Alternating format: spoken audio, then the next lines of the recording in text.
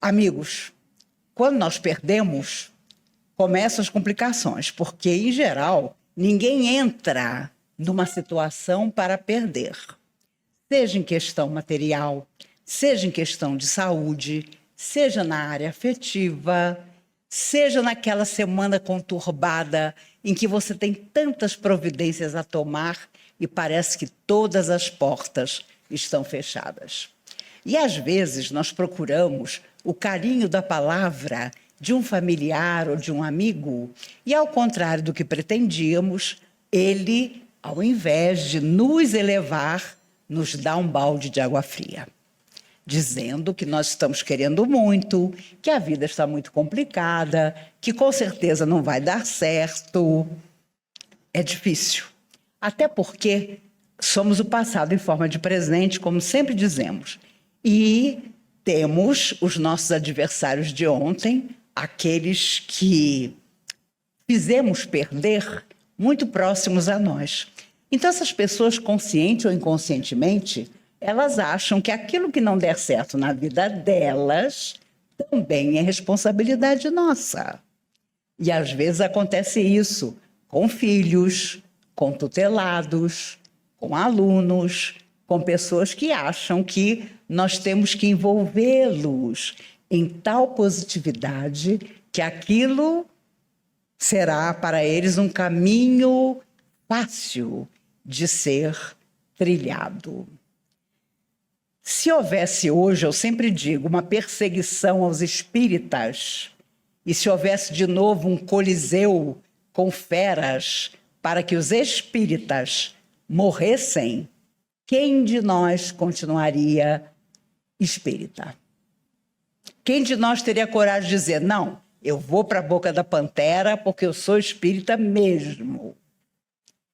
Foi isso que aconteceu por 300 anos depois que Jesus foi crucificado, quando o cristianismo ainda não existia como uma religião oficial e todo aquele que se dizia seguidor de Jesus ia para a boca dos bichos. Inácio de Antioquia foi preso e avisado pelo general que o prendera que ele seria um dos primeiros a ser lançado na arena. E a caminhada até chegar a Roma foi longa, porque ele estava amarrado, ele e os outros prisioneiros, a pé, enquanto o general, os soldados, os coronéis estavam todos a cavalo. Bebiam água à vontade. Não era o que acontecia com os prisioneiros cristãos. Mas quando eles iam se aproximando de Roma, e Roma surgiu na estrada com a sua glória, com suas grandes estátuas, quando a Via Ápia se apresentou, Inácio de Antioquia, que era o primeiro, o mais conhecido daquele grupo de prisioneiros a seguir Jesus, começou a rir. E quanto mais a caravana se aproximava da porta de Roma, mais ele ria, satisfeito. E o general, intrigado, incomodado com aquilo, vira-se para Inácio e diz: já tinham me dito que vocês cristãos são todos loucos. Você está entrando em Roma e de lá, da entrada, já vamos direto para os Jogos do Coliseu, onde vocês vão perder a vida na boca das feras. Você está rindo por quê?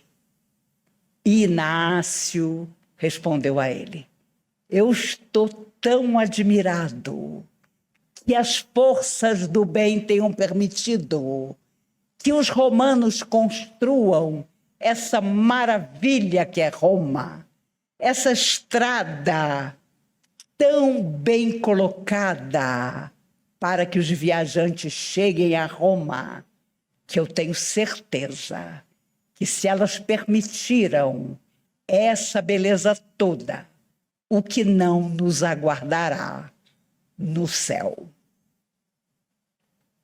E foi tranquilo para o seu sacrifício, feliz ao perceber que face àquela beleza, aquele luxo, aquela riqueza, eles que traziam Jesus no coração, uma vez fora do corpo, teriam muito mais alegrias do que os romanos, que estavam tão equivocados com seus deuses.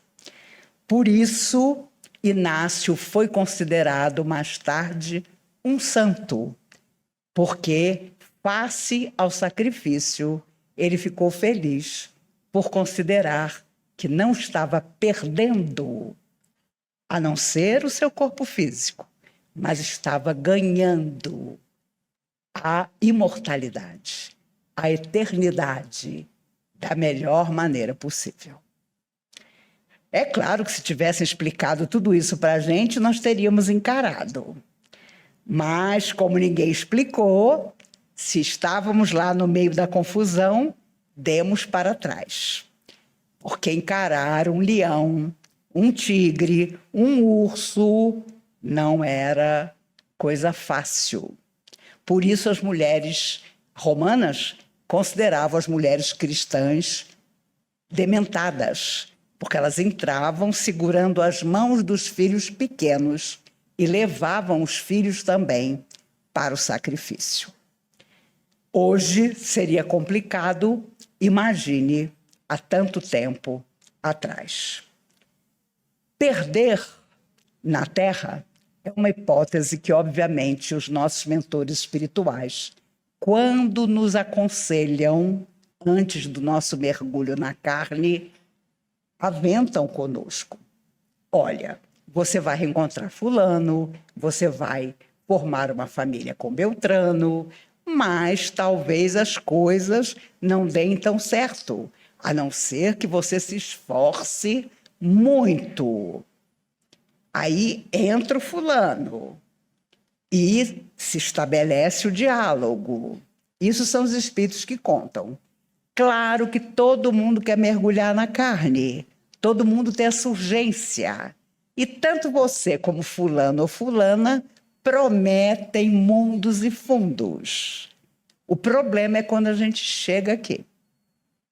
Quando a própria vida se encarrega do esquecimento do passado e nós reencontramos a pessoa e uma coisa dentro de nós diz: engraçado, eu tenho impressão de já ter estado com essa pessoa. Mas aquilo passa, porque você ou se apaixona de novo, ou você se ilude de novo, e aí achamos sempre que dessa vez nós não vamos perder. E o que chocou a época que os livros de André Luiz começaram a ser psicografados através de Chico Xavier foi exatamente o relato franco que ele fez de ter reencontrado tanta gente no mundo espiritual que chegou lá tendo perdido oportunidades, saúde, esperança. Ele mesmo lá chegou considerado suicida, apesar de toda a ciência que ele dominava. Mas por uma série de questões, e se você já leu os livros de André Luiz, você sabe quais foram: a questão da sensualidade mal resolvida. Quando eu digo mal resolvida, é sem respeito às jovens que ele seduzia dentro da casa dos próprios pais. A questão da saúde, quando ele colocava para dentro alimentos que ele sabia muito bem, como médico que era, que com o tempo acabariam afetando profundamente o seu sistema digestivo, o seu sistema reprodutor, e por aí ia. Claro que quando surgiu o problema sério, a cirurgia, ele não sobreviveu a ela. E a sua responsabilidade era enorme, não só porque ele foi ao limite, como pelo fato do conhecimento médico que ele tinha. Então, do outro lado, considerado um suicida, por 8 anos ele viveu em regiões de sofrimento até ser socorrido. E aí começa, no novo livro, segundo, Os Mensageiros, cujo filme vai, daqui a pouco, estar nos cinemas, a sua trajetória de reencontrar a si mesmo, com a maior humildade, com a maior consciência de que ele tinha perdido uma encarnação, até porque ele era uma pessoa assim, um pouco implacável com seus pacientes e tinha profundo mau humor com aqueles humildes que não lhe podiam pagar. Hoje me chamou a atenção, após o enterro de um dos médicos ortopedistas que morreu anteontem no Rio de Janeiro, o fato de todos da pequena cidade dizerem: ele era um médico formidável, porque quando as pessoas não podiam pagar, ele tratava delas e as operava mesmo assim. A especialidade desse médico especificamente era a reconstrução óssea. Quando eu digo para vocês, meninos de sábado, que Deus, ou que nós sonhamos que é Deus, é seletivo, é aí. Porque tem médico nesta cidade que cobra R$ 1.000 uma consulta e não olha para você. Não se preocupem, eu não tenho dinheiro para pagar R$ 1.000 numa consulta. Podem ficar tranquilos, mas eu tenho amigas que têm. E elas se ufanam. Ah, eu vou no doutor fulano. Doutor fulano, a consulta é R$ 1.000. Ele é o máximo. E saem de lá se arrastando de decepção, porque doutor fulano não ficou 20 minutos. E olhar para ela, para quê? Então, meus amigos, Deus é seletivo mesmo. Não importa se foi A, B ou C, não importa. Importa que pessoas que tinham tanto ainda a doar nas suas profissões, que estavam ali para trocar informações importantes com gente do mundo inteiro, tiveram esse final. E é por isso que, às vezes, nós perdemos pessoas fantásticas que poderiam ficar muito tempo aqui na Terra ainda. Eu me recordo, há mais de 35 anos, o meu médico, Dr. Luiz Roberto, com quem eu tive a minha filha Mariana, a especialidade dele era trazer crianças ao mundo e câncer de mama. Imagine, há mais de 35 anos. Ele foi para um congresso no Sul e teve um infarto fulminante.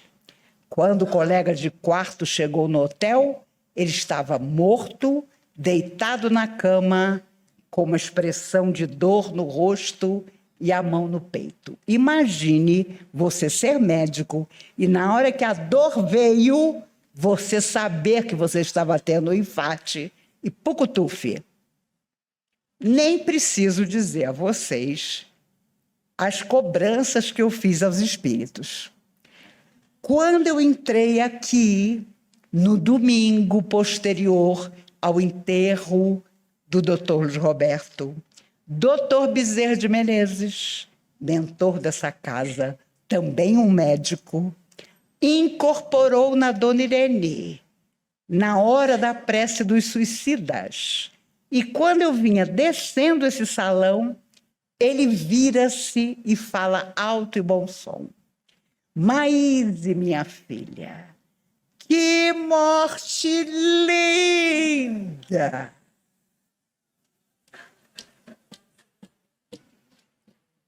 Aquilo já me bateu. Eu me lembro que eu parei no meio desse salão e ele continuou. O corpo físico tombou, A alma se ergueu vitoriosa. Gente, que raiva!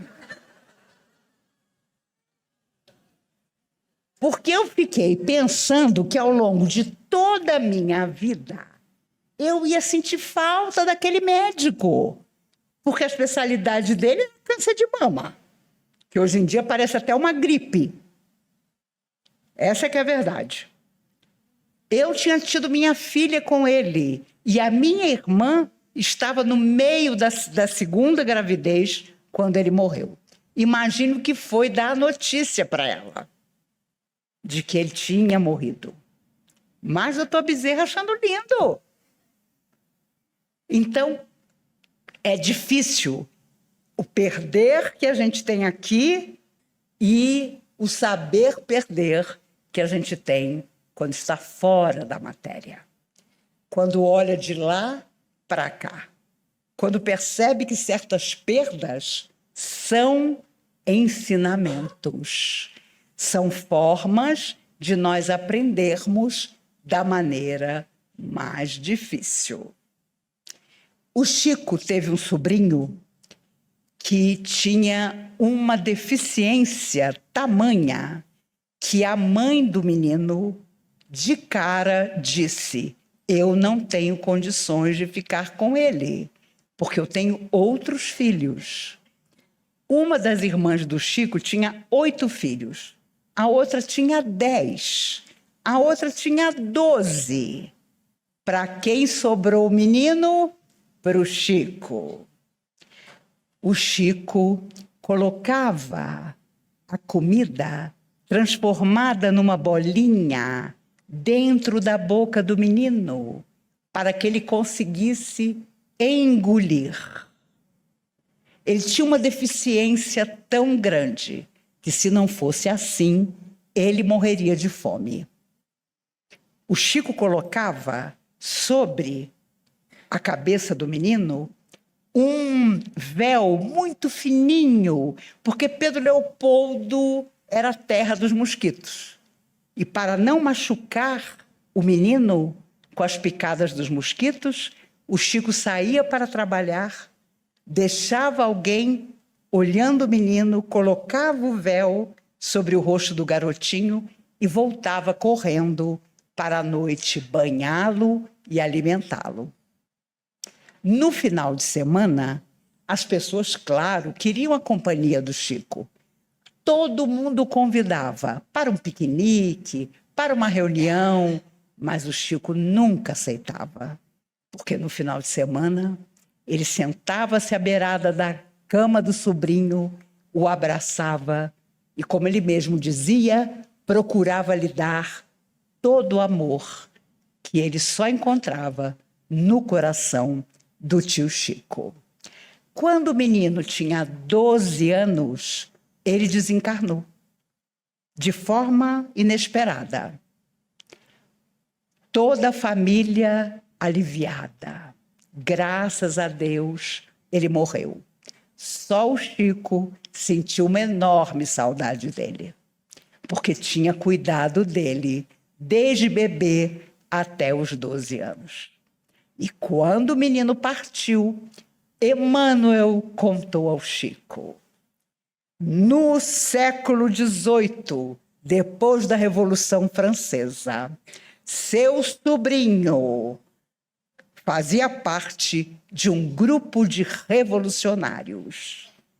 E no dia que não havia ninguém para morrer na guilhotina, ele mandava os guardas procurarem algum desconhecido na rua ou fazia uma lista dos seus inimigos que eram presos em casa para ser guilhotinados. E até as pessoas cruéis como ele se horrorizavam e diziam: por que ele fazia aquilo? E ele respondia satisfeito: porque a máquina da morte, que é a guilhotina, não pode parar por um dia. E ele volta, tanto tempo depois, como filho de uma parenta de Chico Xavier, para ser cuidado por Chico nos 12 anos em que viveu. Ele, que aparentemente ganhara, agora tinha todo um corpo que aparentemente perdera. Mas, retornando à verdadeira vida, ele foi recebido com tranquilidade pelo mundo espiritual e apareceu tempos depois para o Chico como um jovem rapaz, já recuperado de todas aquelas deformidades, mas afirmando que ficaria 50 anos desencarnado para retornar no terceiro milênio, que começou no ano 2000, para continuar o seu destino de resgates. A verdade, meus amigos, é que tudo aquilo que é empecilho para nós, os sonhos que não se realizam, a solidão, tudo aquilo que nos faz ficar afastados do que consideramos alegria, felicidade, encorajamento, é o passado que retorna. Somos nós a perder temporariamente para ganhar espiritualmente.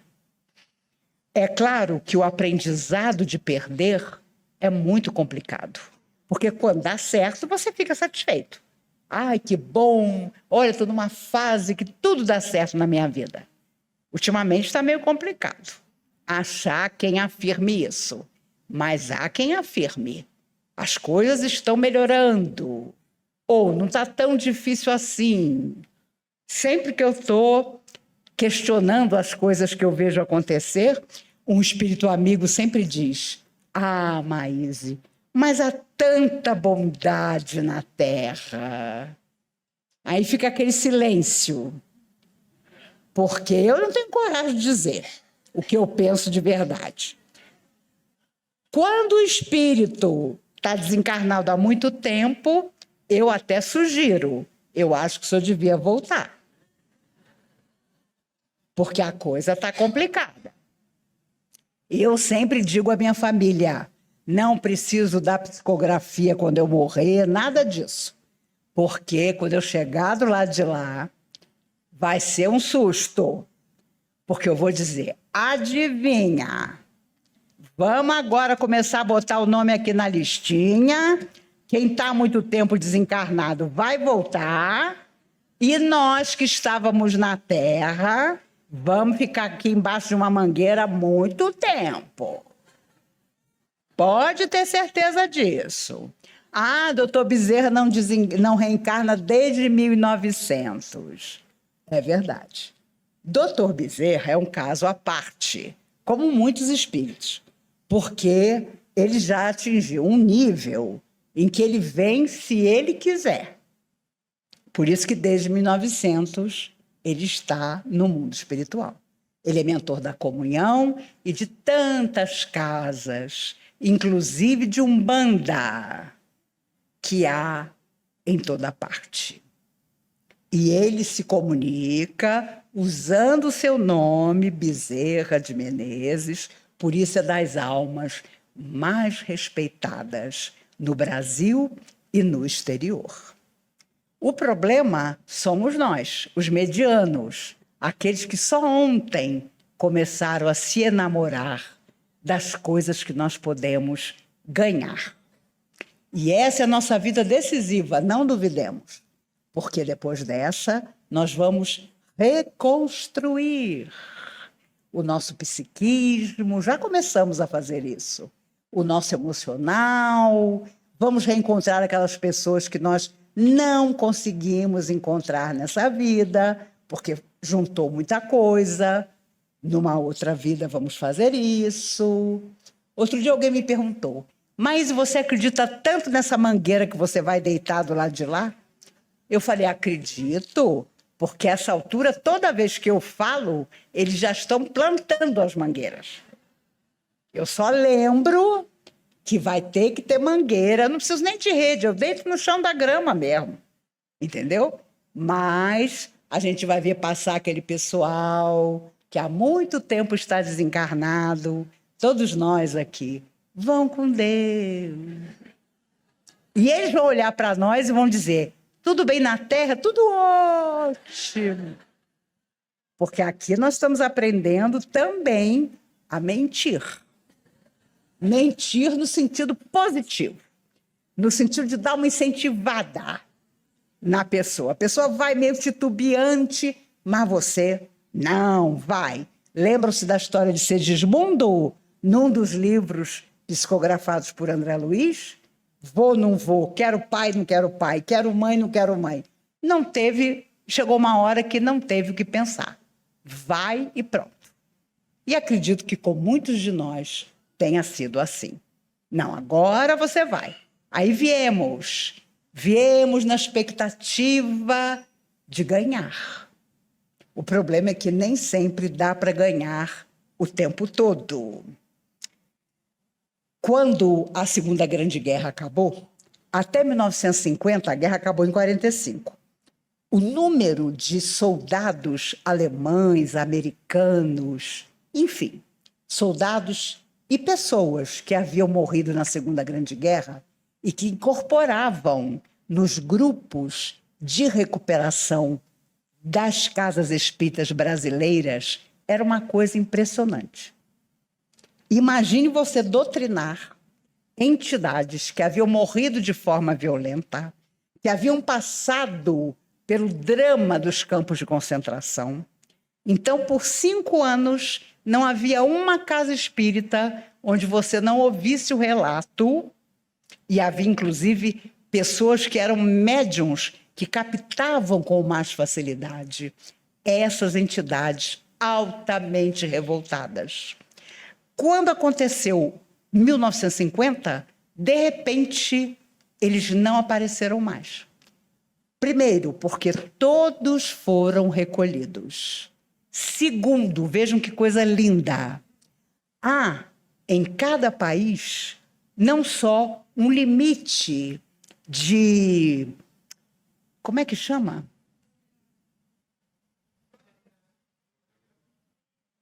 Meu Deus, falem alto. É, tipo, limite de você não conseguir ultrapassar, né? É, fronteira. Gente, minha cabecinha até hoje não está 100%. Fronteira. Não há só fronteira entre os países. Física. Há fronteiras espirituais, energéticas. E por 5 anos, para que essas almas altamente sofridas fossem socorridas no Brasil, essas barreiras caíram. Caíram energeticamente, ficou todo mundo junto. Até que 5 anos depois, quando a tarefa estava terminada, as barreiras voltaram a aparecer. Que coisa extraordinária! Como o mundo espiritual nos apoia, nos abençoa, nos disciplina. Porque então não era mais necessário que essas almas profundamente condensadas não encontrassem aquelas barreiras. Elas passaram a planejar uma nova vida e muitas delas não voltaram até hoje. Faz quase 80 anos que a Segunda Grande Guerra acabou. E, infelizmente, os amigos espirituais dizem que, para muitos, a Segunda Grande Guerra continua fora da vida física. Porque são aqueles que não se perdoaram, são aqueles que guardaram profundo ódio dos seus algozes. E, é claro, retornam em situação difícil. No início da década de 1960, apareceu um remédio para as grávidas tomarem no Brasil e que cortava o enjoo da gravidez. O remédio se chamava talidomida. Para espanto de tantos, o remédio provocou nas crianças que nasceram a ausência dos braços. E então, mais tarde, os espíritos contaram que aqueles braços que faltavam em tantas crianças nascidas vítimas do remédio, eram os braços dos senhores dos campos de concentração, que com suas mãos abriam os fornos crematórios para lançar ali, ainda vivos, os judeus, homossexuais, intelectuais, todo aquele que era inimigo do Terceiro Reich. Mas vocês vejam como a alma humana tem sempre uma pequena chama do ganhar, mesmo quando ela perde tudo. Há muito tempo atrás, uma jovem chamada Clara, uma jovem alemã, teve câncer de mama.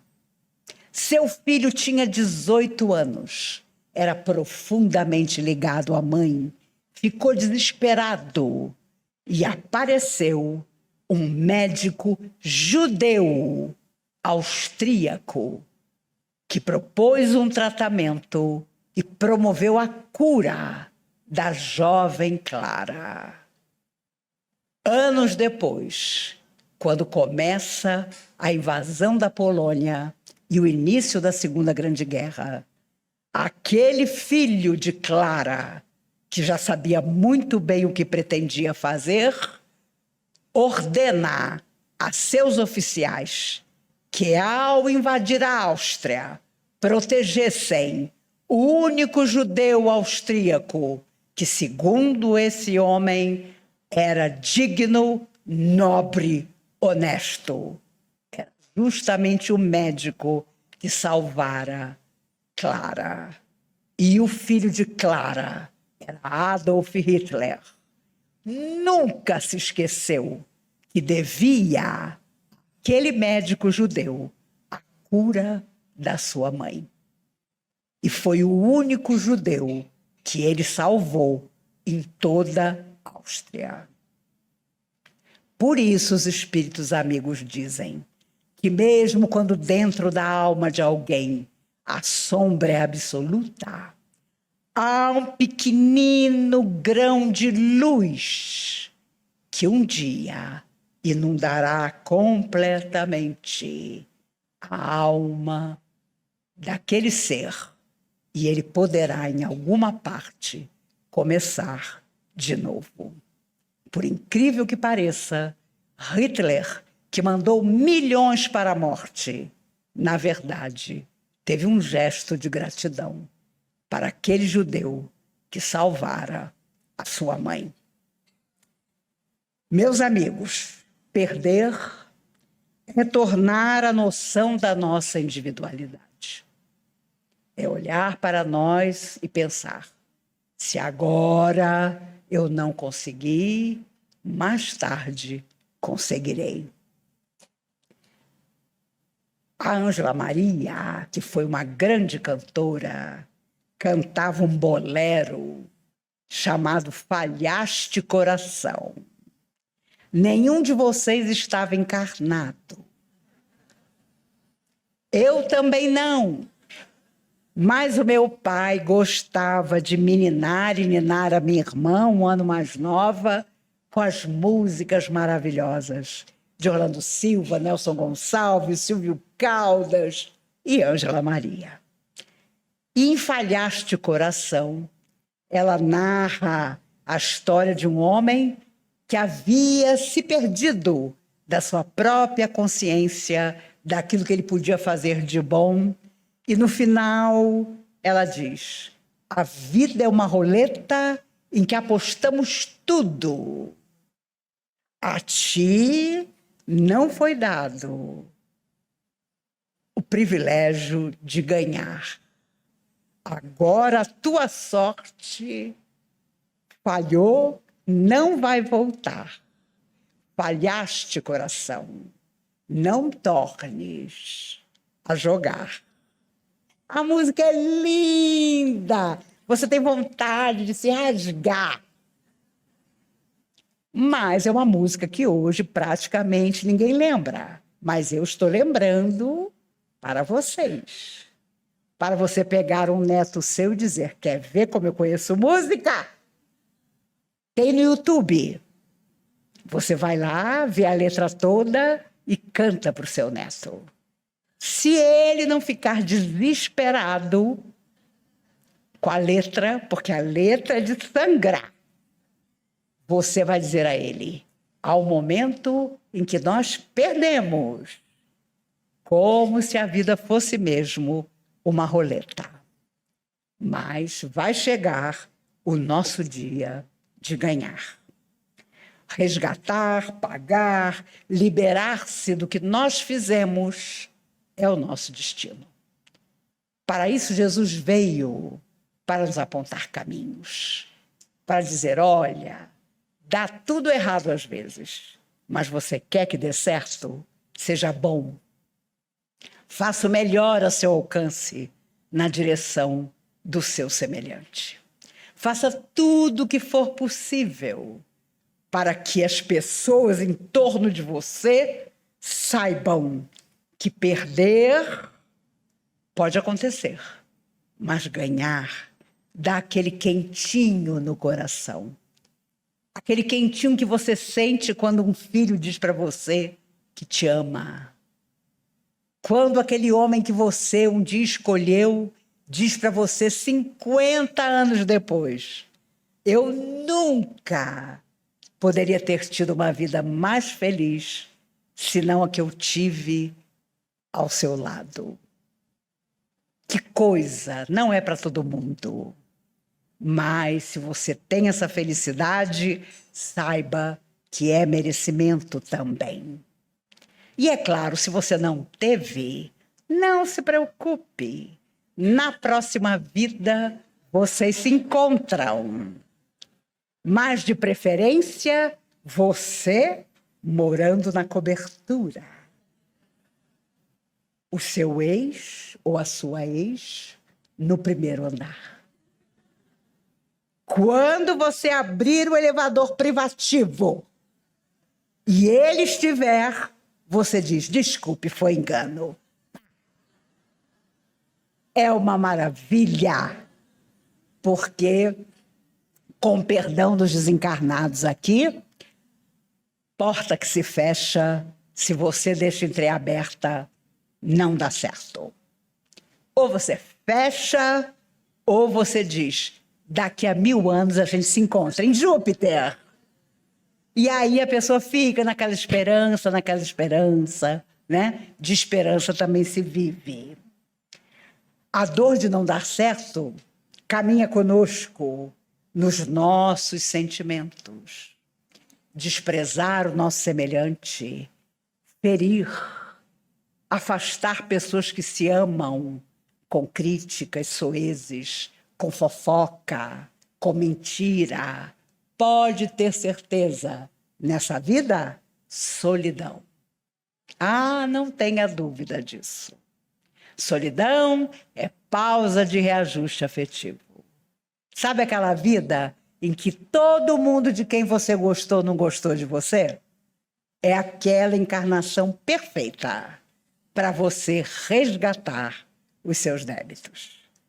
Porque você lançou os outros na confusão, a confusão vai te alcançar em algum momento. Mas você vai estar ali, triunfante, linda, pensando: na próxima vida vai dar certo. Quando vai ser a próxima vida? Daqui a muitos séculos. Que é para a gente se preparar com calma, com tranquilidade. Ou então casar 6 vezes. Eu tive amigos que só no 4º casamento foram felizes. Por que não? Você vai continuar tentando até que dá certo de verdade. Ou então não é para dar. E você acaba perdendo aparentemente, mas ganhando espiritualmente a sua consciência tranquila. Chico Xavier conheceu um rapaz e Dr. Bezerra de Menezes deu uma orientação para esse rapaz. Ele era bem forçudinho, bem gordinho, e Dr. Bezerra disse: meu filho, cada desencarne tem uma característica. nem todos nós desencarnamos com as mesmas necessidades. Eu aconselharia você uma coisa: enquanto você está no corpo, faça uma dieta, emagreça um pouco, porque ele era bem gordinho. Nem preciso dizer a vocês que ele desprezou a orientação de Dr. Bezerra de Menezes. Tempos depois, o Chico soube que o moço havia desencarnado. O Chico ficou tão preocupado, porque até onde ele tinha sabido, o rapaz não tinha feito o tal do regime. Agora imagine a loucura. Adolfo Bezerra de Menezes Cavalcante olha para você e diz: emagreça. E você não vai emagrecer? Você é doido. No pior sentido, porque eu conheço doidos maravilhosos. Aí, o Chico soube que ele tinha desencarnado, ficou naquela preocupação. Um dia, o Chico dormiu, saiu do corpo e foi até a casa do rapaz. O rapaz já estava desencarnado há um tempo, pois quando ele entrou, desdobrado, ele deu de cara com o rapaz. E o Chico disse: meu amigo, o que você está fazendo aqui? Na casa que foi sua, mas não é mais? E o rapaz, com toda tranquilidade, disse: ah, Chico, você acredita que Dr. Bezerra disse que eu só vou ser levado para o mundo espiritual quando eu emagrecer um pouco? E aí, o Chico disse: eu não acredito, eu lhe conheci, eu sei da sua bondade, eu sei como você era correto. É, Chico, mas tinha alguma coisa que eu tinha que dar uma emagrecida para poder me afastar do meu corpo físico. E eu não fiz isso. O meu corpo foi enterrado, mas eu permaneço aqui e eu vou ter que ficar aqui até Dr. Bezerra, que me aconselhou, vir me buscar. Pergunta para mim qual foi o lanche que, quando eu soube dessa história, eu comi. Metade de uma xícara de café na minha caneca do Pateta, que eu trouxe da Disney, metade de uma torrada multigrãos e uma fatia de queijo branco. E achando uma delícia. Jurando que Dr. Bezerra não vai precisar mandar eu emagrecer. Eu mesma vou resolver isso, de uma vez por todas. A verdade, meus amigos, é que quando, para nos ver ganhar, as forças do bem que protegem o universo nos envolvem, nos abraçam, é sempre para dizer: vamos em frente. Com coragem, com determinação, com alegria, não importa o que aconteça, vamos em frente. Hoje, assistindo o final do Salto, na Antuérpia, o rapaz e a moça que eram repórteres, quando a jovem americana foi saltar, eles diziam: fulana é maravilhosa, Simone Bowles é perfeita, ela é espetacular. E eu olhando a nossa, Rebeca, as duas negras, mas a Simone Bowles com cara de que tomou o dobro de danoninho que a Rebeca tomou. Ah, mas a vida... Vai lá a Simone e cai. Cai de costas, parecia meus tombos. Eu até me confortei, tá vendo? Não sou só eu que caio de costas. A Simone também. E aí vai a Rebeca e ela ganha o ouro. E aí a dupla que estava transmitindo: meu Deus, a Simone não é deste planeta. E eu, na frente da televisão, dizendo: E a nossa Rebeca não é dessa constelação. Essa é que é a verdade. Mas nós temos, como dizia Nelson Rodrigues, o complexo do vira-lata. Tudo que é do outro é melhor. O outro é maravilhoso, é espetacular. Nós, coitadinhos. E a tal da Simone caiu e a Rebeca foi lá e pimba. E a japonesinha ficou em terceiro lugar. A verdade é que nós temos, meus amigos, que aprender a perder quando for a hora de perder e a curtir ganhar quando for a hora de ganhar. O mundo não satisfeito com as guerras que já tem, hoje começou outra. E é impressionante como as pessoas já se acusam e disse o primeiro-ministro de Israel: quem nos atacou vai pagar muito caro. A essa hora lá, é 1h da manhã, e eles estão sendo bombardeados de um lado a outro. Porque este é um planeta de provas e expiações, não é um planeta de almas regeneradas. Nós ainda estamos aqui para perder, para só então vencer, em definitivo, principalmente a nós mesmos. Meus amigos, eu estive no Rio de Janeiro por 12 dias, fiz 7 palestras. O que eu encontrei de meninos de sábado é assustador. Quando eu falo assustador, é assustador mesmo. O primeiro centro espírita onde eu fui, os meninos de sábado, na porta do centro, não queriam me deixar entrar para fazer a palestra. Era beijo, era abraço, era selfie. Era selfie, era abraço, era beijo. O meu tio mais jovem tem 82 anos. Eles ficaram estarrecidos. Mas o que é isso? E os presidentes do centro, a coisa mais engraçada. E a senhora nem está lançando livro, hein? Eu falei para o senhor ver o que são as redes sociais. Mas a minha maior satisfação foi em todas as 7 casas onde falei, ser colocada à frente da plateia, todas lotadas. Tinha gente na janela, como Maíse Braga, a oradora da Comunhão Espírita de Brasília. Talvez o único orgulho que eu tenha na minha vida.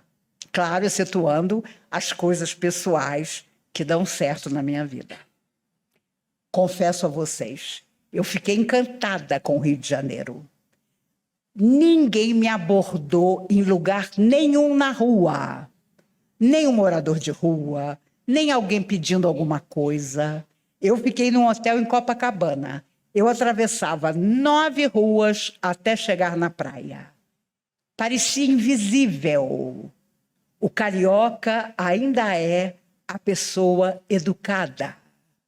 Gente que parou no sinal para me ceder lugar. Eu e Belinha. Belinha fez a última viagem comigo. Eu já avisei a ela que a Bengala, que é Belinha, foi a última viagem. Ela foi comigo nas viagens do 2º semestre. Agora, se Deus quiser, não precisa mais. Mas eu fiquei impressionada como carioca ainda deixa você passar se você se apoia numa bengala. Não sei se é porque eu estava em Copacabana, que é a terra dos idosos. Graças a Deus, eu nunca vi tanto idoso amparado por uma cuidadora ou um cuidador. Eu fiquei impressionada com a educação e o respeito que o carioca ainda tem. Mas, como eu nunca tive um celular, eu descobri que eu não posso mais tomar um táxi, porque você só usa aplicativo. Quando a pessoa para na sua frente, ela sabe até o seu DNA. É impressionante. E, claro, as pessoas dos centros é que iam me buscar e depois me levavam de volta. A Barra da Tijuca é uma Miami horrorosa. Meu Deus, parece que os prédios vão cair todos em cima de você. Copacabana, Ipanema, o Leme, o Leblon, ainda são lugares por onde você pode circular. Fui até Tijuca visitar a minha tia Marilena, minha madrinha, irmã de meu pai, que está com saudáveis 88 anos. A minha tia mais velha tem 95. Então, eu sou o tipo da... E todo mundo com diabetes. Então, eu sou o tipo da pessoa que me preocupo, porque as mulheres da minha família duram muito. Os homens, não. Os homens não duram. As mulheres duram. Porque os homens todos fumantes e as mulheres inteligentes nunca fumaram. Meus amigos, no próximo 1º sábado de novembro, estamos aqui. Olha, eu vi tanta gente me imitando até.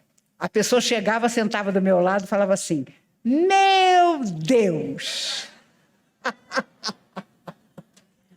Foi fantástico, fantástico rever e conhecer essas pessoas. Eu fui ao Frei Luís, o Centro dos Artistas. É uma cidade, não é um centro espírita. Impressionante. E, claro, lá, a maioria da diretoria são homens. E eles não me conheciam. Então, eu fiz a palestra num domingo de manhã, tinha gente no teto. E aí, quando eu acabei, o presidente do centro disse, minha filha, onde foi que você aprendeu a falar assim? Falei, na Comunhão Espírita de Brasília. Por isso, meus amigos, vamos todos ganhar. Se perdermos, é porque não tinha que vir para nós. Não tinha que ser nosso. Não tinha que estar conosco. Vamos com toda a coragem seguir caminhando. Vamos em frente, porque o dia de amanhã vem perto e é nosso. Vai nos trazer luz, aperfeiçoamento espiritual, beleza, enfim. Combinado? Combinado. Eu volto a palavra à querida Cristina e ao Roberto, que hoje representou vocês. Nos encontramos no 1º sábado de novembro. E vocês sabem, em janeiro é quando eu não vou estar aqui, é aquele mês que eu tiro tudo da cabeça e fico com aquela cara assim, de abelhinha, dormindo, para trazer novos temas, novas histórias e começar de novo. Mas o resto do ano, se vocês quiserem fugir de mim, não venham. O pessoal do Rio de Janeiro, todo mundo dizendo, Maíse, eu ano que vem vou à comunhão, porque eu quero sentar no meio dos meninos de sábado. Eu quero conhecer a comunhão. Então se preparem, que vai ser um verdadeiro turismo, pelo que eu vi falar. E é claro, vamos recebê-los com todo carinho, para que nós possamos dizer a eles que vamos seguindo todos. Ontem, meninos, hoje, adultos, no sentido de saber que Jesus parecia completamente fracassado, mas era o Senhor do mundo, mesmo ali crucificado.